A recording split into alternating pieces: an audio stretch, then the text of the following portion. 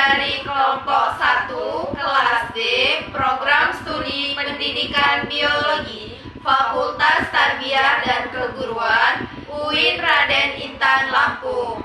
Di sini kami akan mempresentasikan tentang pengaruh radiasi elektromagnetik terhadap kesehatan dan lingkungan.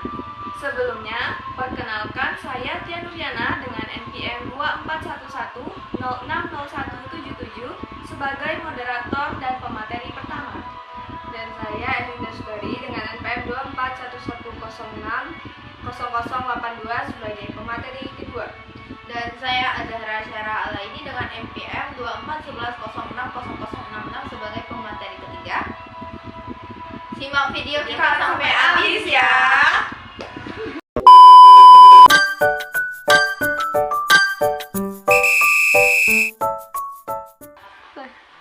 Baiklah, di sini saya akan menyampaikan materi yang pertama, yaitu mengenai pengertian radiasi dan juga sifat-sifatnya.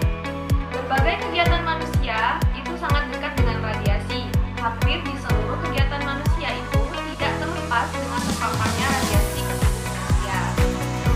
Nah, di dalam fisika, salah satu contoh dari paparan radiasi tersebut yaitu radiasi elektromagnetik. Lalu, apa ya yang dimaksud dengan radiasi elektromagnetik itu?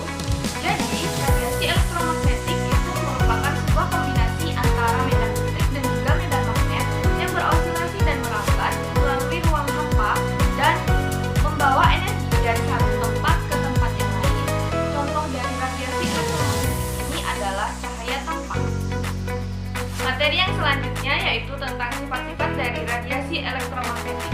Yang pertama itu foton, yang kedua gelombang harmonik yang berkuantitasi, yang ketiga tegak lurus, yang keempat amplitudo dan frekuensi, yang kelima kecepatan cahaya yang konstan, yang keenam tidak memerlukan media rambat, yang ketujuh kecepatan cahaya yang konstan, yang kedelapan energi yang dibawa itu sebanding dengan besar frekuensi gelombang, yang kesembilan medan listrik itu tegak lurus terhadap medan magnet dan fase, yang kesepuluh memiliki momentum. Baiklah, jadi saya akan melanjutkan materi tentang jenis radiasi elektromagnetik. Yang pertama yaitu sinar gamma, memiliki frekuensi tertinggi dan panjang gelombang terpendek.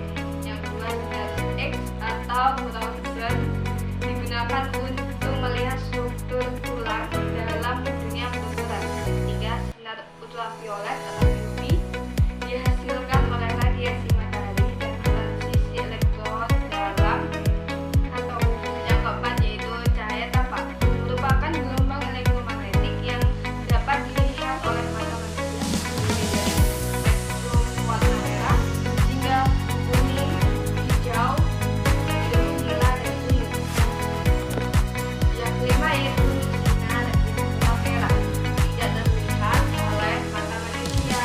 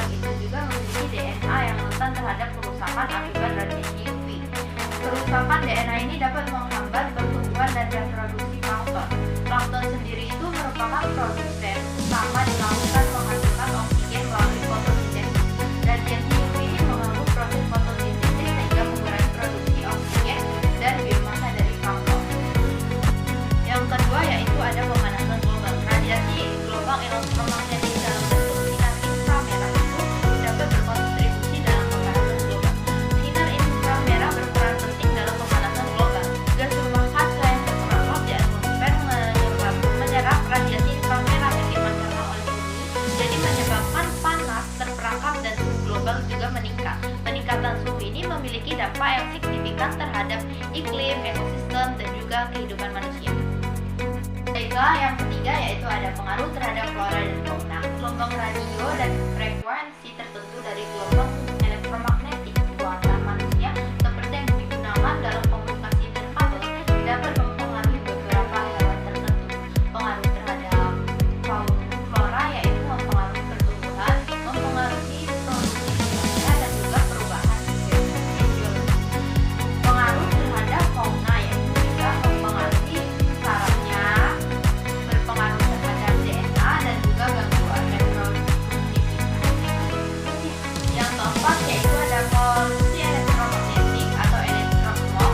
Peningkatan peralatan elektromagnetik dan infrastruktur komunikasi menambah polusi elektromagnetik yang dapat berdampak pada kenyamanan dan juga kesehatan lingkungan. Hidup sendirian tanpa kekasih. Cukup sekian dan terima kasih. Sampai ketemu di ketidaksengajaan lain waktu. Kami akhiri. Wassalamualaikum warahmatullahi wabarakatuh.